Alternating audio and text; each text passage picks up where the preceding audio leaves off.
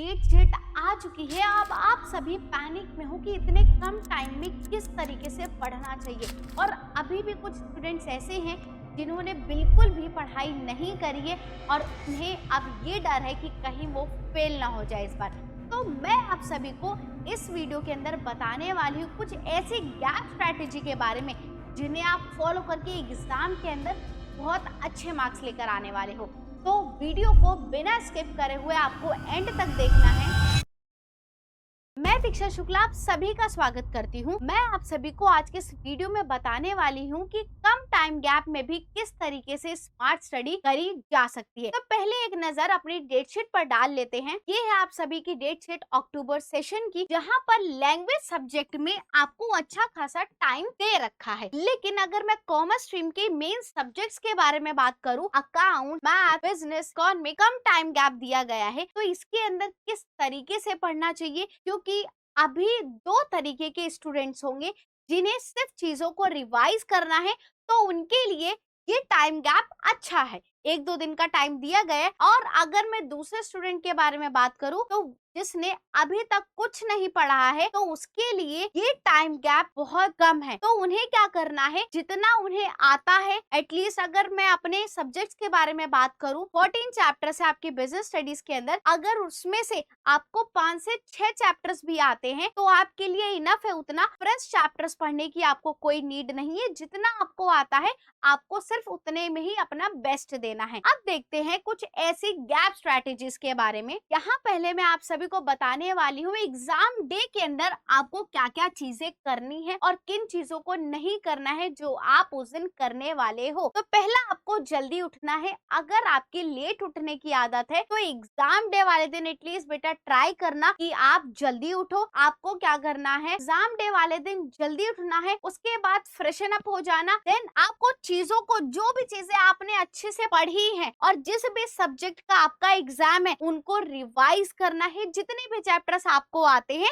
उन सभी को अच्छे से रिवाइज कर लेना। कुछ भी नया पढ़ने का उस दिन ट्राई मत करना, जो भी आपका कॉन्फिडेंस है वो नीचे गिरता चला जाएगा। इसलिए कुछ नया पढ़ने की कोई नीड नहीं है। और किसी फ्रेंड के साथ कुछ डिस्कशन नहीं करना है कि मेरे को सिर्फ इतना ही आता है, कहीं मैं फेल ना हो जाऊं, तूने कितना पढ़ा है, तेरे को तो सब आता है। तो ये सारी मिस्टेक बिल्कुल मत करना। जितना आपको आता है अपने पास आप रखो। बात करते हैं एग्जाम डे वाले दिन आप एग्जाम देने जा रहे हो, तो कोशिश करना कि अपने सेंटर पर आपको 2 बजे से पहले पहुंचना है। 5-10 मिनट पहले आप पहुंच सकते हो 2 बजे से, क्योंकि कहीं आपका टाइम वेस्ट ना हो जाए क्लास ढूंढने में, क्योंकि सिटिंग अरेंजमेंट आपको नहीं पता है। इसलिए तो कोशिश करना आप उस दिन जल्दी सेंटर पर पहुंच जाओ।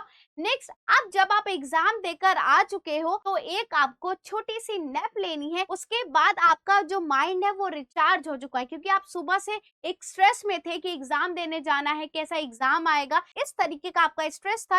अब उसको आपको क्या करना है, थोड़ा सा कम करना है। इसलिए आपको एक नैप की नीड पड़ेगी। तो एग्जाम देने के बाद किसी के साथ डिस्कशन मत करना एग्जाम सेंटर से बाहर निकलकर कि मैंने ये किया है, ये गलत हो गया, कुछ भी डिस्कशन मत करना। एंड अब आपको क्या करना है, एग्जाम डे के इवनिंग में आपको नेक्स्ट पेपर का एक रोड मैप तैयार कर लेना है कि आपका एग्जाम जो है इस सब्जेक्ट का होने वाला है।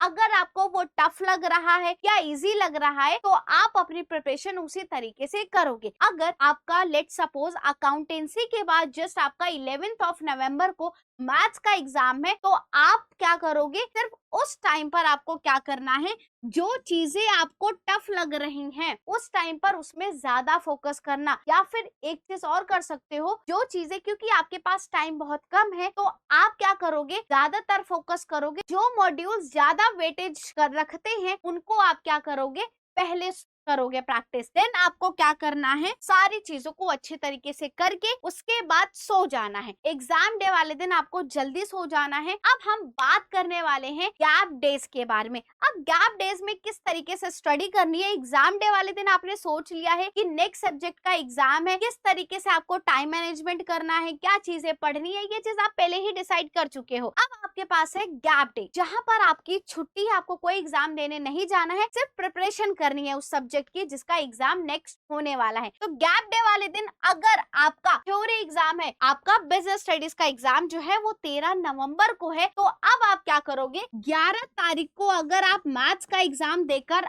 आए हो तो आपको 11 तारीख को ही डिसाइड कर लेना है कि पहले आप किस मॉड्यूल को पढ़ने वाले हो, वेटेज के अकॉर्डिंग डिसाइड कर लेना। देन आपको क्या करना है, 12 तारीख की सुबह को क्या करोगे, आप सारी चीजें पढ़ना, जो भी आपको लगता है कि पहले ये मॉड्यूल करना चाहिए, इसके बाद ये मॉड्यूल करना चाहिए, हार्ड वाली चीजों को पहले कवर कर लेना ताकि जो इजी इजी चीजें हैं वो कम टाइम में भी कवर हो सके। तो आपको इस तरीके से पढ़ना है। नेक्स्ट अब आपको क्या करना है, सॉल्व करना है मॉक टेस्ट या फिर जो आपका पास्ट ईयर के मतलब कि जो आपके PYQs है उन्हें सॉल्व करना है।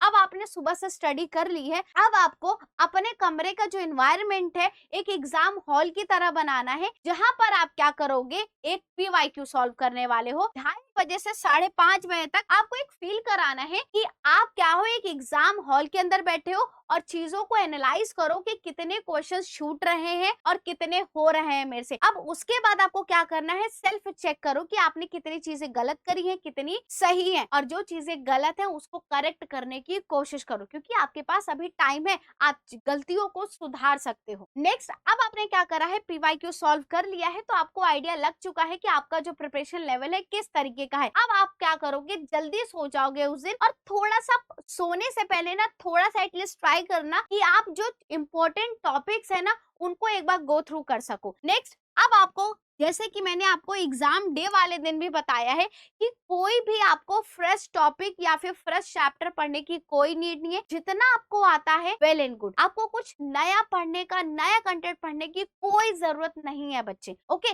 अब आपके पास लास्ट डे आ चुका है जिस दिन आपका एग्जाम है। आपको 13 तारीख का बिजनेस स्टडीज का एग्जाम है, तो अब आपको क्या करोगे, उस टाइम उस रात आपको 12 बजे की रात को क्या करना है, सो जाना है जल्दी। 12 बजे तक आप सो जाना, देन सुबह मॉर्निंग में जल्दी उठकर आपको 7 बजे उठ जाओ, 8 बजे उठ जाओ, जिस टाइम पर आप कंफर्टेबल हो। आप उठने के बाद आप चीजों को क्या करोगे, रिवाइज करोगे, कीवर्ड्स देख लेना, फ्लो चार्ट देख लेना, फंक्शन ऑफ मैनेजमेंट जहां से हर बार क्वेश्चन बनता है। तो इस तरीके की चीजों को आप क्या करोगे, एज अ क्विक रिवीजन चीजों को देख लेना है आपको, ताकि आपके माइंड को सारी चीजें रिकॉल हो सके।